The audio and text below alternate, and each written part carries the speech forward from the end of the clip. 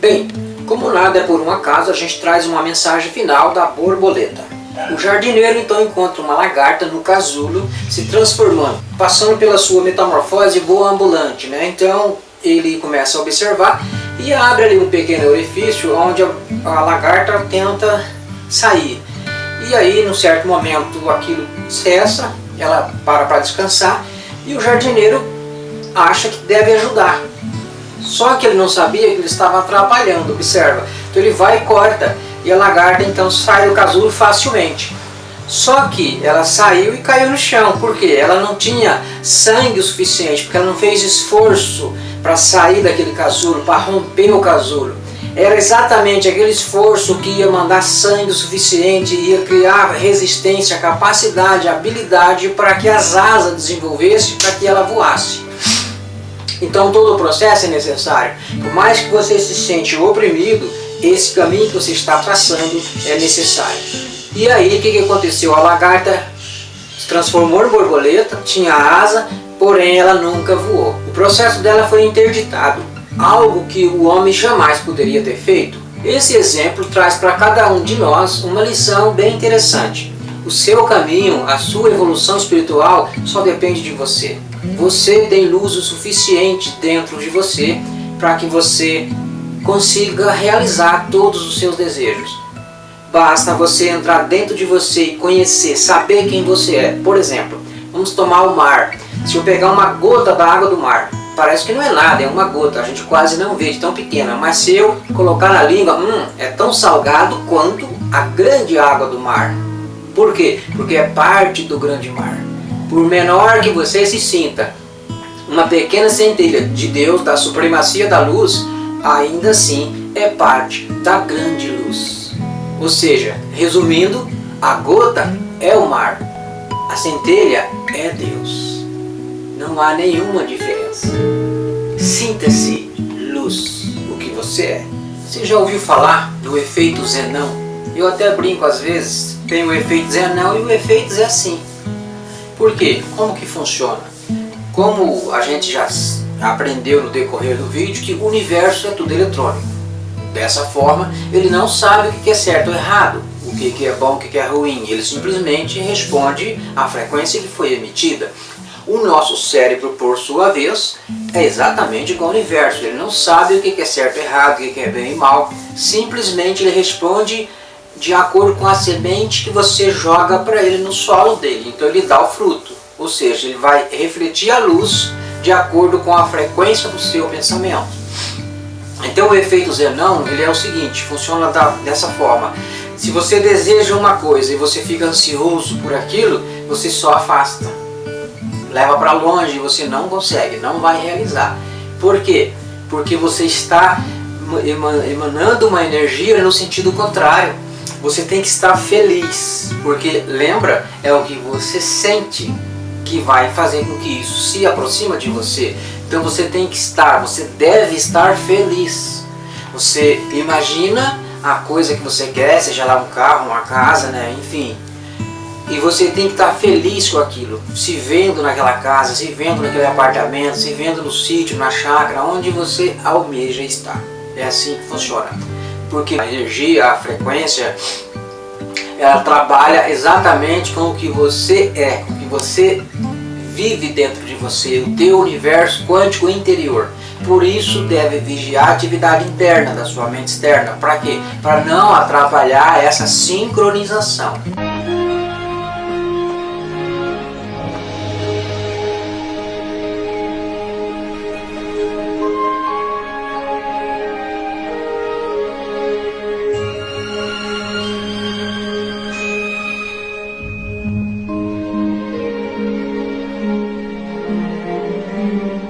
Calma aí, paizão. Ele nem encostou nela. Na vida cotidiana em nosso mundo, na escala dos átomos, objetos materiais nunca se tocam.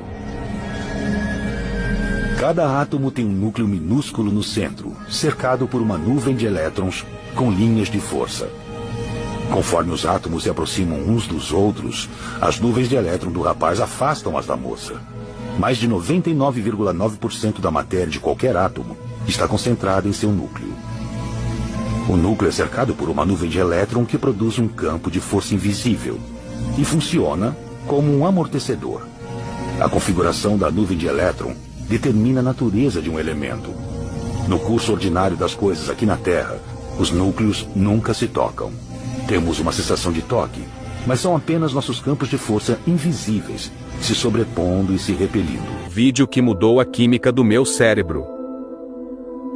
Da onde vem a prosperidade? Do reino. Mas onde está o reino? Em nós. Mas da onde veio o reino? Dos céus. Por que os pavimentos do céu são de ouro? Porque lá é a fonte de toda a riqueza. Mas lá não tem nada natural. Então a riqueza é espiritual. E lembrando você que a palavra chakra, ela se refere à terra, à propriedade, ao sítio, né? Então os nossos vórtices se chamam chakra, com T. Veja que a ansiedade, ela nos remete a lembrar da passagem da borboleta, aonde diz: se você correr atrás das borboletas, você vai apenas afastá-las. Mas se você passar o seu tempo cultivando um jardim, você vai atrair as borboletas, ao invés de afastá-las. Então, olha a diferença daquilo em que você faz na sua vida, daquilo que você planta dentro de você. Então, se você passar tempo correndo atrás das borboletas, você só vai perder seu tempo. Mas se você passar tempo cultivando um jardim, você vai atrair as borboletas. E isso, o jardim é nosso interior, nosso ser. Então, se eu estiver sendo o que eu tenho que ser diante do que eu desejo, eu vou atrair as borboletas ou aquilo que eu almejo. Simples assim. Mantenha-se sincronizado, observando os seus pensamentos. Para viver uma nova vida através do despertar do mundo interior.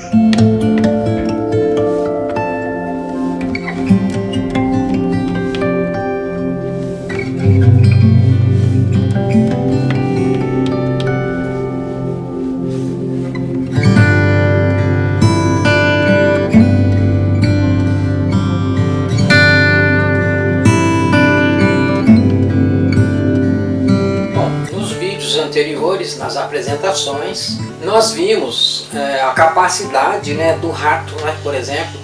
Os ratos que foram colocados aí à pesquisa dos cientistas, eles obtiveram uma fé extraordinária e provou para a ciência que o rato tem a mesma capacidade de um homem, se não até mais, na maioria das pessoas, E nós vimos também o limite mental de uma pulga quando o homem, quando a ciência bloqueia ela, então assim ela se deu por limitada para o resto da vida, inclusive a sua prole passa a reproduzir sua própria espécie já limitada mentalmente. Ok. Nós também vimos a história do elefante, que uma vez amarrado, ele se dá para o resto da vida dominado. Pode até ser amarrado num barbante, que ele vai se dar como dominado, devido à sua mente que foi convencida. E nós vimos também a história do sapo, a sua incapacidade de pular devido à sua metamorfose, sua transformação e adaptação no ambiente. Ok, agora nós vamos tomar conhecimento da história da abelha. É um fato bastante curioso, me chamou muita atenção isso.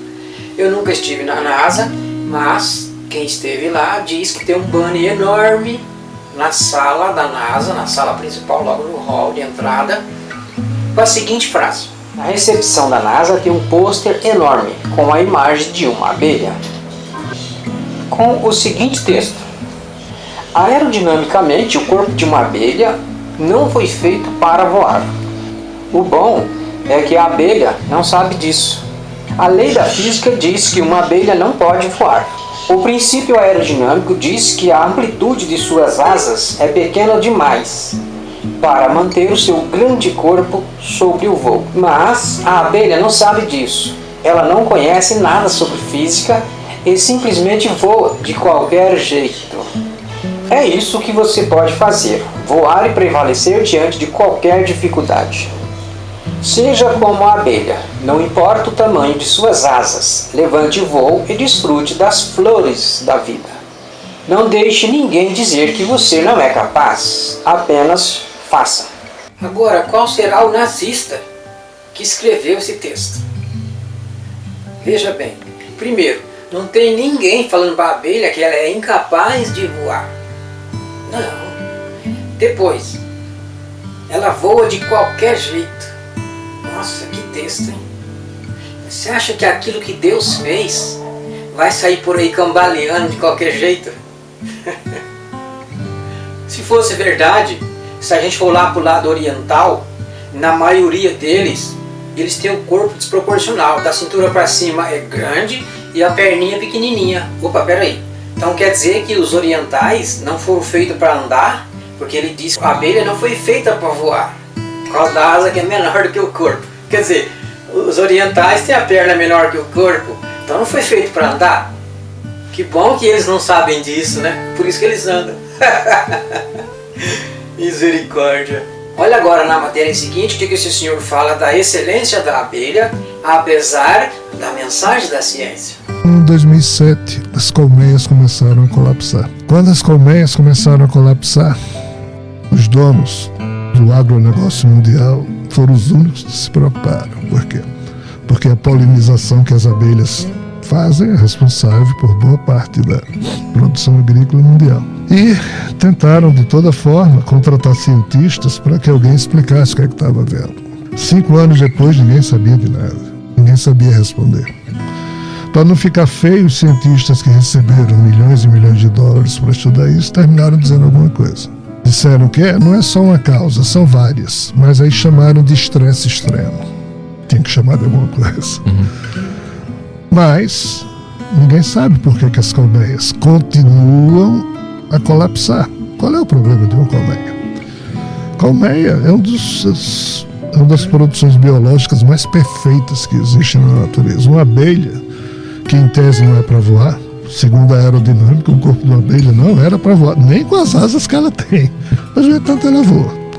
E o pior, para no ar e sem apoio nenhum constrói um hexágono perfeito. Coisa que nem os nossos computadores conseguem fazer. E mesmo assim, isso que elas constroem, que sempre foi sinônimo de equilíbrio biológico, começou a colapsar no ano 2007 sem avisar. Bem, agora por que você acha que as abelhas continuam a colapsar? E a ciência diz que não sabe, depois de 5 anos. Interessante, né? Veja bem, só uma observação para a gente conhecer um outro lado da coisa. Tudo que é orgânico, natural, feito por Deus, a gente tem que colher e consumir, porque estraga rápido, mineral, vitamina, essas propriedades que pra gente é importante. Se você colhe e deixa na mesa 4, 5, 6 dias, começa a estragar o fruto por conta dessas propriedades, né? Então tem que colher e comer, consumir. E o que a ciência faz para poder durar, para não estragar? Eles tiram aquilo que Deus fez, faz igual entre aspas, né, no laboratório sintético alopático e coloca o deles. Quer dizer, não é o que o seu corpo precisa, só que aquilo dura. Esse processo, só para a gente entender rapidamente aqui, que não faz parte do nosso conteúdo, mas só para a gente entender, chama micorriza, por exemplo, que a planta faz, porque a gente não pode comer a terra para pegar mineral, zinco, tal, enfim.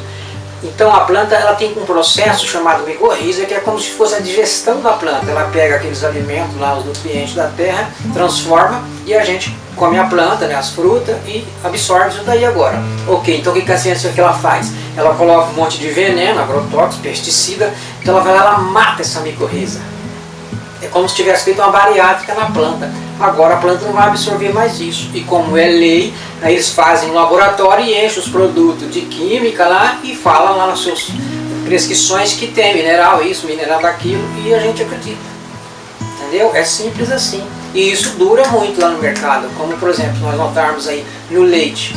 O leite é um leite morto, que quando o ser humano morre, coloca até formol para a pessoa não feder ali, para os parentes ficarem ali velando e tal. O leite, 2 dias tá azedo. Se você tirar um leite de uma vaca e deixar lá na mesa, dependendo do calor, da temperatura, né? Se tiver muito calor, 2, 3 horas tá azedo. Se tiver frio, dura até uns 2, 3 dias. Mas dura 6 meses. Quer dizer, não estraga. Não estraga. O que é isso? É químico puro. Enfim, é isso que a gente tem. A mão da ciência destruindo a nossa saúde. Quero que você experimente isso por 21 dias seguidos. E garanto que sua vida nunca mais será a mesma. Guarde essa afirmação e a repita pelo menos 3 vezes todos os dias. de preferência com a energia fresca da manhã. Ou faça isso agora mesmo por 21 dias seguidos. Você está pronto? Isso é o que você precisa repetir por 21 dias seguidos. Universo, estou aberto e pronto para que você comece a conspirar a meu favor para realizar meus sonhos, e peço que um sinal claro em minha realidade chegue até mim hoje. Estou aberto, estou pronto, obrigado. E agora, seu único trabalho é permanecer aberto e começar a perceber todas as coisas que aparecem em sua vida. E observe a mágica que vai acontecer com você. Veja como nós finalizamos o livro. Eu sou a manifestação de Deus. A aparência nos engana, portanto, olhe com cuidado. Veja que a lagarta e a borboleta, apesar da discrepância, elas são uma só criatura que, quando lagarta, se rasteja por sua experiência. Contudo, quando resolve deixar este mundo, ela se transforma por excelência. Antes da transformação, a lagarta começa a sua metamorfose. A dor é inevitável, mas ela sabe que o processo é perfeito, necessário e evolutivo. Esse é um ponto central, nevrálgico, em que nos revela a evolução a 5D.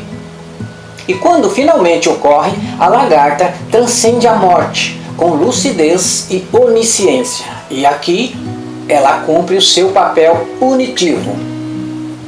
Ela abriu mão de ser tudo o que era antes, simplesmente para nos provar a eternidade, deixando explícito o caminho da leveza em direção à luz, como faz a semente ao sair da escuridão da terra, corpo. E como ela tem consciência dos fatos antes, durante e depois, sabia ela que continuaria viva diante dessa magia, que é contemplar as mudanças e viver experiências em todas as dimensões, onde possamos trafegar com sensibilidade, percepção e evolução. Quando há consciência no processo, a dor da perda de ter que deixar algo para trás se torna apenas no mestre essencial, que nos ajuda a silenciar a mente, vencer este mundo e ouvir a voz lá dentro, que nos conduz de volta para o que somos.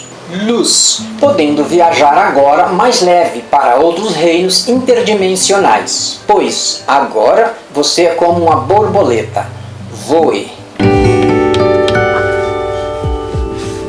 Gratidão. Que Deus prossiga abençoando a vida de cada um de vocês e que vocês consigam realizar todos os vossos desejos.